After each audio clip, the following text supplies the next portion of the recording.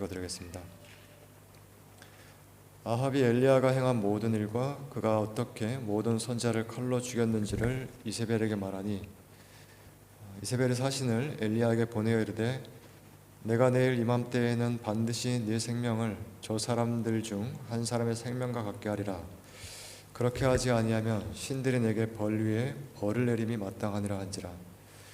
그가 이 형편을 보고 일어나 자기의 생명을 위해 도망하여 유다에 속한 브엘세바에 이르러 자기의 사환을 그곳에 머물게 하고, 자기 자신은 광야로 들어가 하룻길쯤 가서 한 로뎀 나무 아래에 앉아서 자기가 죽기를 원하여 이르되, 여호와여, 넉넉하오니 지금 내 생명을 거두시옵소서. 나는 내 조상들보다 낫지 못하나이다.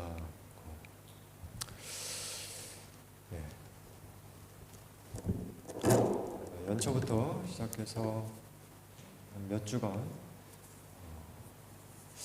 그래서 구약의 인물을 통해서 우리의 신앙길에서 주의할 장애물이 무엇인지 살펴보고 있습니다. 사실 가나안 정복의 사명을 수행한 여호수아를 살펴보았고요. 그리고 이어서 사사 시대에 흥미로운 이야기를 남겼던 삼손, 그리고 이어서 왕정 시대로 들어서면서는 이스라엘 민족을 일깨웠던 사무엘과 이어서 초대 왕으로 등극했던 사울, 나아가서 통일 왕국을 이룬 다윗과 지난 시간에 그 아들 솔로몬까지 주요 인물들의 행적을 살펴보면서 오늘 우리 삶에도 똑같이 적용되는 문제에 집중하는 시간을 가졌습니다. 자, 이제 구약의 역사는 그 이후로요, 그러니까 솔로몬 이후로 이스라엘 민족이 남과 북으로 양분되면서 이 북왕국과 남왕국이 각각 아수르와 바벨론이죠. 그러니까 일반 역사에서는 신아시리아와 신바빌로니아로 일컫는 제국에 의해 멸망당하는 과정으로 전개가 됩니다. 이제 각 나라가 멸망한 이유를 보면 지난 시간에 하나님이 솔로몬에게 말씀하신 것처럼 결국은 그들이 다른 신들을 따라갔기 때문이에요. 그러니까 이런 우상 숭배의 문을 솔로몬이 말년에 크게 열어놓았고, 그 길을 따라서 이어지는 왕조가 신앙의 정도에서 벗어나게 된 거죠. 그래서 이따금씩 이제 믿음을 회복하려는 운동이 내부에서 일어나기도 하지만, 이제 그런 운동의 효과는 그리 지속되지 못했고 결국은 나라가 망하고 성전도 파괴됩니다. 그렇게 되기까지 이제 극소수의 왕만이 이 여호와 유일 신앙을 되찾으려고 했지만, 이 이교 문화가 아주 짙게 깔려 있는 시대의 흐름을 바꾸기 위해서 역부족이었어요. 그래서 이런 과정에서 국가의 운명을 예견했던 사람은 어떤 왕들보다도 주로 하나님의 심정을 가슴에 품었던 선지자일 경우가 많았는데, 오늘은 그중 대표적인 인물이라고 할 수 있는 엘리야를 살펴보면서 한 가지 교훈을 얻고자 합니다. 난세 영웅이라는 말이 있듯이 하나님은 세상이 혼란스럽고 어두울 때 그만큼 의미심장한 사역을 감당하게 될 자신의 일꾼을 준비하십니다. 그래서 가령 수백 년 동안 종살이하면서 그 고통의 소리가 극에 달했을 때 하나님은 모세라고 하는 인물을 준비하셔서 그들을 이집트에서 건져내셨죠. 자, 그러면 엘리야가 등장하던 때의 시대상은 어땠는가? 당시가 이 주전 9세기 중후반 정도 돼요. 그러니까 기원전 800년대였습니다. 이때 이스라엘의 왕은 아합이라는 사람이었어요. 근데 그 아버지는 오므리라고 하는 군대 지휘관이었는데, 일종의 군대 장군이었는데, 이 군대 지휘관이었던 오므리가 이제 쿠데타로 이 왕권을 거머쥐게 되면서 그 오므리 왕조가 되어집니다. 그래서 일반 이 세속사의 관점에서 봐도 굉장히 흥미를 끌만한 이 고고학적인 자료가 남아 있을 정도로 굉장히 부유한 왕국을 이루게 돼요. 그래서 우리는 이제 통칭해서 그냥 북이스라엘이라고 부르지만 이 고대 근동의 문헌을 보면 그냥 이 나라를 오므리 왕조라고 부를 정도로 이렇게 부강한 나라가 됩니다. 그리고 성경에 이제 언급되는 사마리아, 여러분 한 번씩 들어보셨죠? 이 사마리아도 바로 이 오므리가 어떤 산을 구입해서 그 위에 건축한 도시였어요. 자, 그런데 겉으로 보면 매우 부강한 나라를 이루었던 시대인데 속을 들여다보면 영적으로는 가장 피폐하고 타락한 시대였습니다. 종교 혼합주의가 극에 달했어요. 이렇게 타락을 가속화하는 데 결정적인 역할을 했던 인물이 바로 아합입니다. 오므리의 아들 아합이었어요. 성경에는 이렇게 언급됩니다. 오므리의 아들 아합이 그의 이전의 모든 사람보다 여호와 보시기에 악을 더욱 행하여 느밧의 아들 여로보암의 죄를 따라 행하는 것을 오히려 가볍게 여기며 시돈 사람의 왕 벳 바알의 딸 이세벨을 아내로 삼고 가서 바알을 섬겨 예배하고 사마리아에 건축한 바알의 신전 안에 바알을 위하여 제단을 쌓으며 또 아세라상을 만들었으니 그는 그 이전에 이스라엘의 모든 왕보다 심히 이스라엘 하나님 여호와를 노하시게 하였더라. 여기서 언급되는 이 여로보암은 솔로몬 이후로 나라가 양분될 때 바로 이 북왕국, 북이스라엘의 왕이 된 사람인데 이 사람이 왕이 되고 보니까 솔로몬이 지었던 그 예루살렘 성전으로 사람들이 예배를 드리러, 이 제사를 드리러 가게 되면 이 나라가 존속하기 어려우니까 자기 나라의 금송아지를 만들어서 거기에 제사를 드리게 합니다. 예전에 이제 광야에서 이제 금송아지를 만들었던 그런 식으로 금송아지를 만들어서 너희가 제사해야 될 하나님이다라고 소개를 해요. 자, 그런데 그 여로보암의 죄를 따라 행하는 것을 오히려 가볍게 여겼다고 하죠. 그러니까 아합은 그 정도의 우상 숭배로는 성이 차지 않을 정도로 그러니까 시돈이라고 하는데요. 페니키아 왕국의 딸을 아내로 삼아서 바알 종교를 이스라엘에 본격적으로 도입하게 됩니다. 자, 이 아내가 그 악명 높은 이세벨이라고 하는 사람이에요. 실제로 아합은 당차고 이제 결단력이 좋은 사람이라기보다 아주 우유부단한 사람이었기 때문에 이 이세벨의 꼭두각시 역할을 하게 됩니다. 그러니까 뒤에서 악행을 진두지휘하는 역할은 이세벨이 했던 거죠. 그리고 이 사악한 커플로 인해서 이스라엘 민족의 영적 기상도가 더욱더 흐리고 이제 우중충한 상태로 빠지게 되는데, 자, 이러한 배경에서 엘리야라는 사람이 소개돼요. 길르앗에 우거하는 자 중에 디셉 사람 엘리야가 아합에게 말하되 내가 섬기는 이스라엘의 하나님 여호와께서 살아계심을 두고 맹세하노니 내 말이 없으면 수년 동안 비도 이슬도 있지 아니하리라.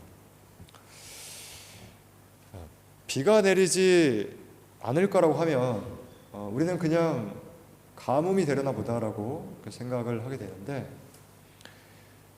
지금 엘리야가 아합을 향해서 내뱉는 이 말은 선전포고입니다. 그러니까 당시 아합이 숭배한 바알은 이 풍요와 다산을 주관하는 그런 신으로 여겨졌기 때문에 그 팔레스타인의 아주 건조한 땅에 비를 내려주는 그런 존재로 추앙받았어요. 그러니까 엘리야는 그 당시 보편화된 믿음을 박살내는 말을 한 거죠. 내 말이 없으면 이슬조차 있지 않으리라. 그러니까 이처럼 엘리야는 처음부터 세상이 믿고 기대하는 신화가 얼마나 허무맹랑한지, 그러니까 이 바알 종교의 허구성을 지적하면서 출연해요.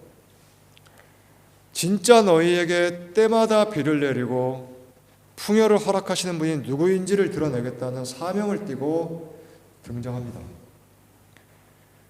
자, 이렇게 시대의 사명을 감당하는 사람을 보면 멋이 있는데, 이 사람이 감당해야 할 현실을 들여다보면 고달픕니다. 모세도요, 고대 이집트에서 그 의지했던, 그러니까 그 신들의 무력함을 드러내기 위해 10가지 재앙을 보이면서 출애굽을 했잖아요.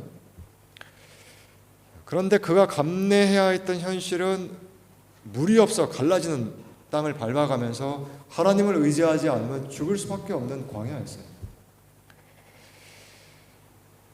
엘리야도 비가 없는 나날을 여기서 보내면서 까마귀를 통해 떡과 고기를 받아 먹으며 시절을 버티게 됩니다. 근데 이 동네에도 보면 까마귀를 자주 볼 수가 있어요. 제가 마침 어제 아이랑 함께 집에 있는데 깍깍 우는 소리가 들리는 거예요. 얘가 웃고 있는데요. 누가 부르나 보다. 봐봐라 했는데 창가에 창가 쪽에 까마귀가 앉아있더라고요. 그런 일 보통 없는데요. 아침에 이 설교를 준비하면서 까마귀에 대해서 좀 생각을 했는데, 까마귀가 거기 앉아 있었습니다. 근데 까마귀라고 해서 꼭 무슨 색안경을 끼고 볼 필요는 없어요. 그렇죠? 여러분들 지나다니면서 혹시 보게 되면 이렇게 먹을 거를 물고 다니는 모습조차 볼 수 있습니다. 그러니까 그때도 하나님의 심부름꾼으로 어디서 물고 왔는지 모르겠지만 떡과 고기 조각을 아침 저녁으로 배달해요. 자, 그러다가 비가 내리지 않아서 이제 시내가 메마르게 되자 물이 떨어지잖아요. 그래서 하나님의 인도를 받아서 다시 어느 과부의 도움을 받기도 합니다. 자, 그렇게 하루하루 은혜를 의지하여 그 시절을 감내하게 돼요. 자, 그렇게 이제 시간이 흐르고 나서 성경은 이렇게 말을 하죠. 많은 날이 지나고 제3년에 여호와의 말씀이 엘리야에게 임하여 이르시되 너는 가서 아합에게 보이라. 내가 비를 지면에 내리리라. 엘리야가 아합에게 보이려고 가니 그때 사마리아에 기근이 심하였더라. 지난 수년 동안 비를 내리지 못한 바알이 죽은 우상에 불과하다는 사실이 드러날 만할 때에 엘리야는 아합에게 가서 비를 내리시는 분이 누구인지를 가르쳐 주고자 합니다. 그렇게 아합과 엘리야가 이제 만나게 돼요. 이때 아합의 인사말이 이렇습니다. 엘리야를 볼 때에 아합이 그에게 이르되 이스라엘을 괴롭게 하는 자여 너냐. 그러자 엘리야가 대답하되 내가 이스라엘을 괴롭게 한 것이 아니라 당신과 당신의 아버지 집이 괴롭게 하였으니 이는 여호와의 명령을 버렸고 당신이 바알을 따랐습니다. 자, 여기서 엘리야는요 이제 결투를 신청합니다. 이스라엘 백성과 함께 바알 선지자 450명과 아세라 선지자 400명을 갈멜산으로 불러 모으라. 자, 이 아세라는요, 이제 고대 근동 신화에서 바알처럼 숭배를 받은 여신이에요. 그러니까 바알과 아세라가 짝을 이루어서 풍요의 신으로 경배를 받았고요. 엘리야는 당시 국가에서 고용했던 근 1000명에 가까운 이 이교 선지자를 한 장소에다 불러 모으라고 한 거죠. 그래서 갈멜산이라는 장소에서 대결을 하게 됩니다. 엘리야가 그곳에 모인 이스라엘 백성을 향해 도전해요. 너희가 어느 때까지 둘 사이에서 머뭇머뭇하려느냐. 여호와가 만일 하나님이면 그를 따르고 바알이 만일 하나님이면 그를 따를지니라 하니 백성이 말 한마디도 대답하지 아니하는지라. 엘리야가 백성에게 이르되 여호와의 선지자는 나만 홀로 남았으나 바알의 선지자는 450명이로다. 그런즉 송아지 둘을 우리에게 가져오게 하고 그들은 송아지 한 마리를 택하여 각을 떠서 나무 위에 놓고 불은 붙이지 말며 나도 송아지 한 마리를 잡아 나무 위에 놓고 불은 붙이지 않고 너희는 너희 신의 이름을 부르라. 나는 여호와의 이름을 부르리니 이에 불로 응답하는 그가 하나님이니라. 예전에 장군의 아들이라는 그 영화를 보면 그 종로 한복판에서 주로 이제 극장 앞 이런 데서요 주먹 다짐을 벌이죠. 그러면 이제 1대1로 싸우게 되는데 이제 각 이 사람들이 둘러싸서 그 싸움을 지켜보게 되고 거기서 이기는 쪽이 승리를 거머쥐고 진 쪽은 패배를 인정하고 물러나게 되는 거죠. 우상 숭배의 문화를 척결하는 데 목적을 두었던 이 가나안 정복 전쟁이 대단히 집단적으로 싸웠던 패싸움과 같은 그러한 형식의 전투였다고 한다면 이 갈멜산 전투는 각 패를 대표하는 사람끼리 싸우는 거예요. 근데 엘리야는 여기서 1대1이 아니라 이제 바알과 아세라를 대표하는 근 1000명에 가까운 이런 선지자가 붙는데 이들이 아침부터 바알의 이름을 부르며 제단 주위에서 뛰놉니다. 이런 장면을 한번 상상해 보세요. 근데 정오가 되어도 아무 일이 일어나지가 않아요. 그래서 이에 엘리야가 그들을 조롱하이르되 큰 소리로 부르라. 그는 신인즉 묵성하고 있는지 혹은 그가 잠깐 나갔는지 혹은 그가 길을 행하는지 혹은 그가 잠이 들어서 깨어야 할 것인지 하매 이에 그들이 큰 소리로 부르고 그들의 규례를 따라 피가 흐르기까지 칼과 창으로 그들의 몸을 상하게 하더라. 이같이 하여 정오가 지났고 그들이 미친 듯이 떠들어 저녁 소재 드릴 때까지 이르렀으나 아무 소리도 없고 응답하는 자나 돌아보는 자가 아무도 없더라. 몸에 피를 내면서까지 미친 듯이 뛰놀면서 신의 이름을 부르지만 저녁이 되기까지 응답이 없었습니다. 이어서 엘리야의 차례가 돼요. 성경에 보면 무너져 있던 여호와의 제단을 수축했다라고 합니다. 완전히 하나님께 올려지는 제사가 드려지지 않던 완전히 회파가 된 상황에서 다시 그 제단을 수축해 갑니다. 그리고 엘리야는 여기서 바로 불을 내려달라고 간구하지 않고요, 그 제단 주위에 도랑을 파고 그리고 제단 이 위에다가 나무를 이제 이렇게 버려놨죠. 거기에 송아지를 각을 떠서 올려놓고 나서는 물을 붓습니다. 그냥 살짝 뿌리는 정도가 아니라 몇 통을 갖다 부어요. 그러니까 제단 주변으로 물이 넘쳐서 흘러내립니다. 다시 말해 자연적으로는 불이 붙을 수 없는 조건을 만들고 나서 기도합니다. 여호와여, 내게 응답하소서, 내게 응답하소서. 이 백성에게 주 여호와는 하나님이신 것과 주는 그들의 마음을 되돌이키심을 알게 하옵소서. 자, 그러자 어떻게 되냐면 이에 여호와의 불이 내려서 번제물과 나무와 돌과 흙을 태우고 또 도랑에 물을 핥는지라. 불이 어떻게 떨어져서 번져나가는지가 그려지죠.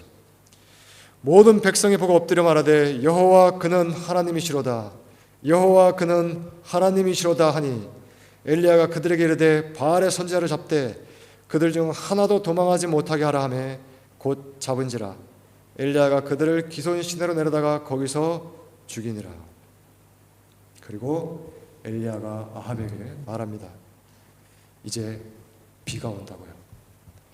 그러자 얼마 있지 않아서 정말로 하늘이 캄캄해지며 수년 만에 큰 비가 내리기 시작해요.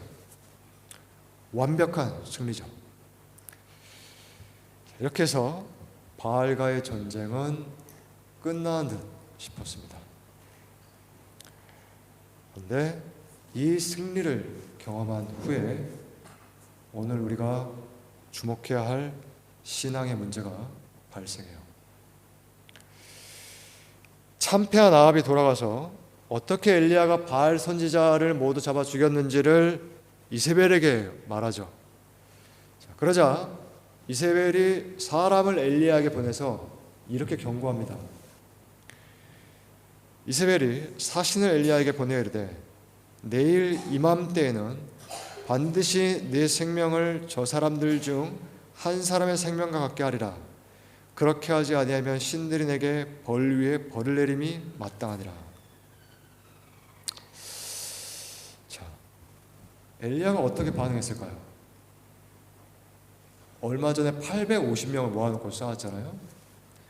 근데 여기서 이세벨이 이 한 사람이 자신의 생명을 위협할 때 어떻게 반응했을까요? 도망치고 맙니다. 이상하죠?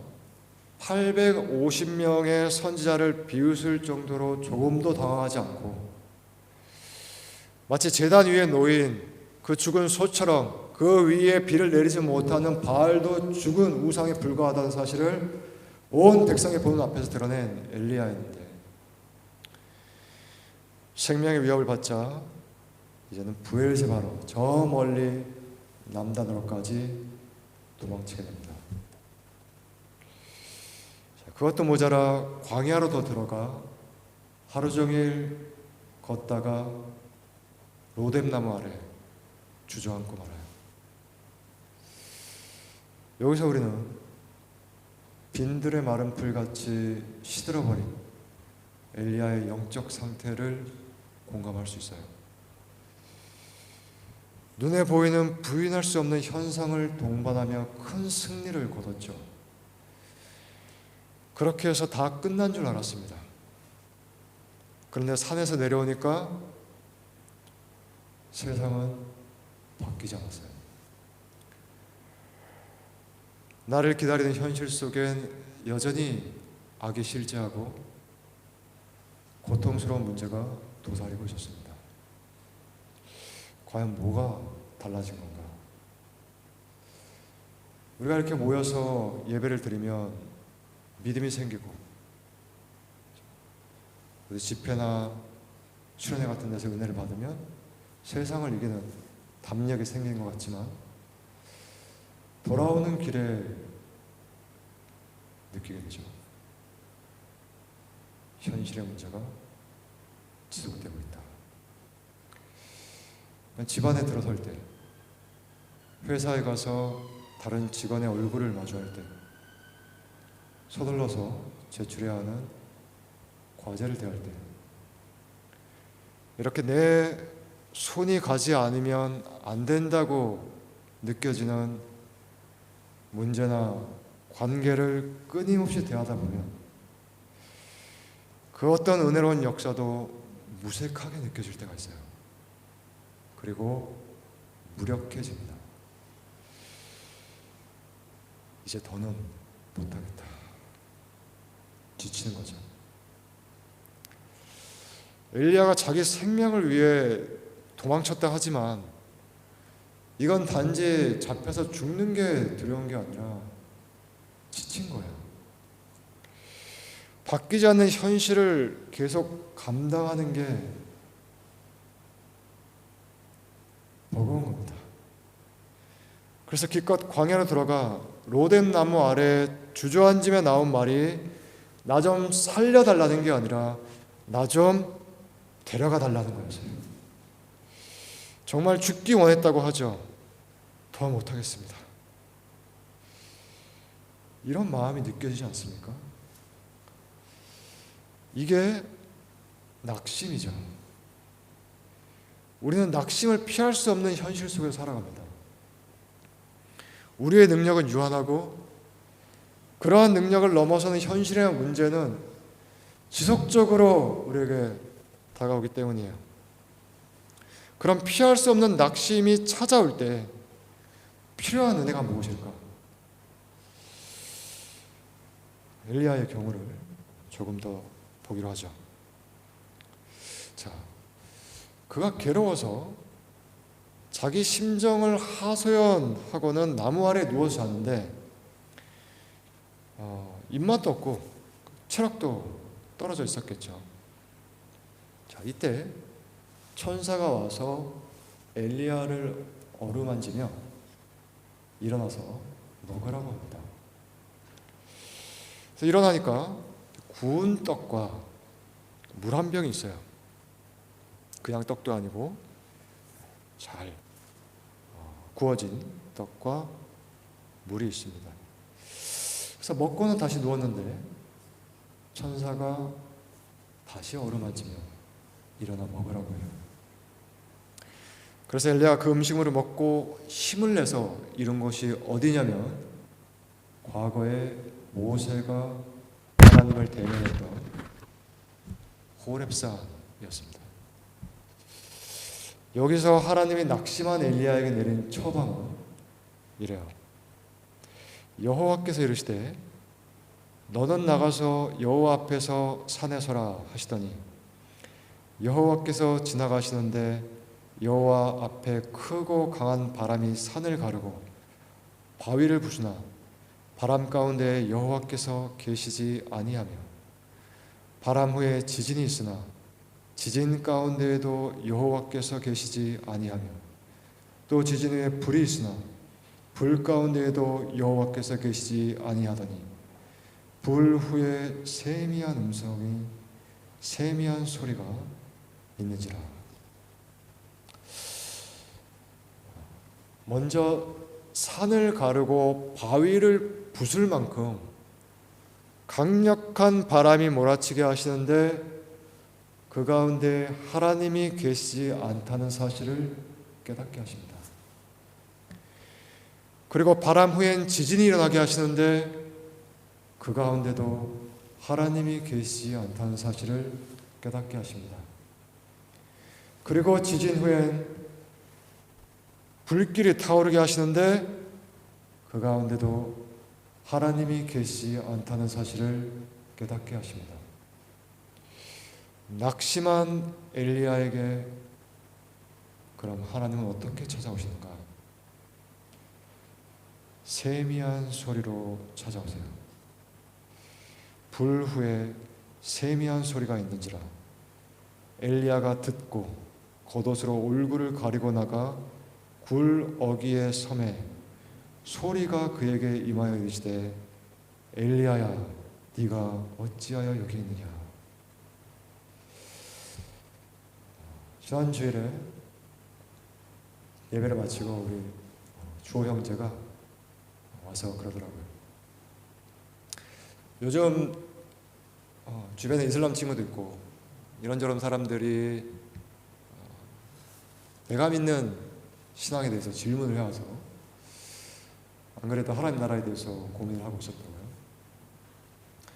저도 좀 되긴 했지만 주호 형제 만날 때 주변에서 이런저런 사람들이 내가 믿고 있는 그 신앙에 대해서 질문을 하면서 근본적인 의문을 갖게 만들었던 시절이 있습니다. 나중에 되니까 낙심이 되더라고요. 나는 정말 믿는 걸까? 그때 제가 취한 방법이 뭐였냐면 여기서는 엘리야가 호렙산에 올라가는데 저는 한국에서 이름이 알려진 기도원에 올라가서 산기도를 해야겠다고 생각했습니다. 밤에 부르짖고 기도하면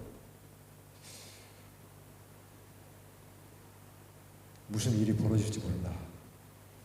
그렇게 생각을 한 거죠. 만일 그때 하늘에서 불이 떨어졌으면 어떻게 되었을까요?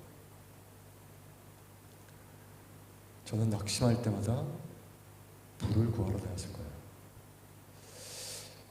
엘리야는 갈멜산에서 진짜 하늘로부터 떨어지는 불을 목격했죠. 그러면 우리는 어떻게 되나?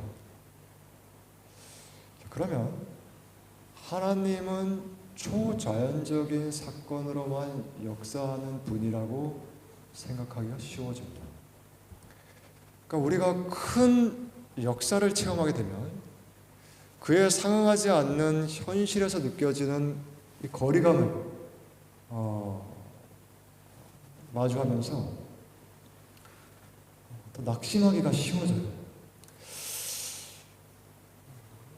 자, 그러나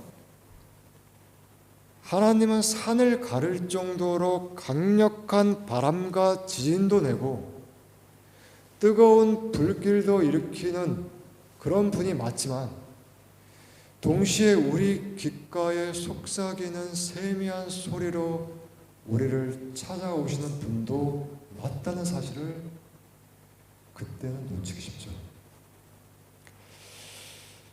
우리가 승리에 의기충천할 때 마음에 담을 공간이 없어 놓치기 쉽지만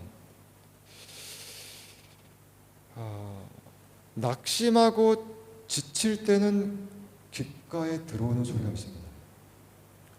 여러분, 길가에 핀 들꽃이 아무 때나 들어오지 않죠. 하나님은 바로 거기에도 당신의 손길이 묻어있다는 사실을 일깨움으로 우리를 찾아오실 때가 있는데요, 엘리야에겐 내가 이 바람과 지진과 불길만이 아니라 세미한 소리로도 너와 함께 할 수 있다고 일깨워 주신 거죠.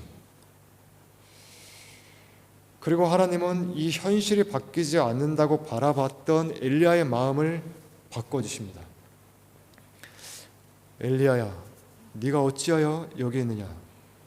그가 대답하되 내가 만군의 하나님 여호와께 열심히 유별하오니 이는 이스라엘 자손이 주의 언약을 버리고 주의 제단을 헐며 칼로 주의 선지자들을 죽였음이오며 오직 나만 남았거늘 그들이 내 생명을 찾아 빼앗으려 하나이다. 먼저 엘리야가 현실에 대한 괴로움을 토로하죠. 저 혼자 남아서 지금 이 현실을 감당하고 있지 않습니까? 그런데 내 생명마저도 빼앗으려 하고 있지 않습니까? 도대체 이게 뭡니까? 우리가 나 혼자 버티며 애쓰고 있다고 생각할 때 낙심하기 쉬운데요, 하나님은 엘리야에게 역사는 네가 아니라 내가 이끌어가며 너는 도구일 뿐이라는 사실을 알려주십니다. 어떻게요? 너를 대신하게 될 다른 선지자를 내가 이미 준비해 놓았다고 말씀하세요.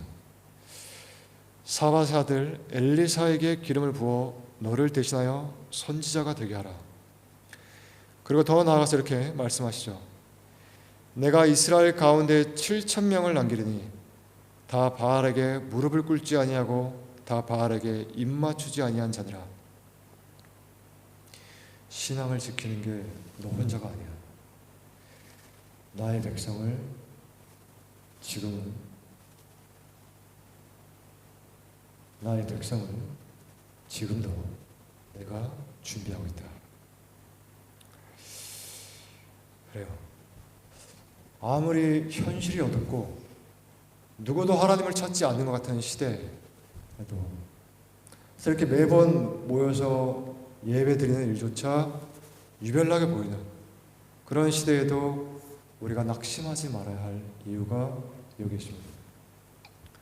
하나님은 사람이 없어서 일하지 못하시는 분도 아니고 사람이 없어서 우리의 예배를 받으시는 분도 아니에요. 우리는 왜 낙심하는가? 내가 이렇게 지쳐서 주저앉아 있을 때 그분은 떨어져 있으니까 다시금 일어서기 위해서라도 내가 먼저 힘을 내야 그분이 찾아온다고 생각하기 때문이에요. 이 관계도 내가 해야 하니까. 그러나 더는 못하겠다, 그렇게 주저앉아 있을 때, 그래서 힘이 빠져 잠이 들어 있을 때에 나를 어루만지는 손길을 우리는 잘 알지 못합니다. 뭔가 좀 잘해보려고 하면 낙심할 일이 생기죠. 마음을 다잡으면 꼭 좌절할 일이 생겨요.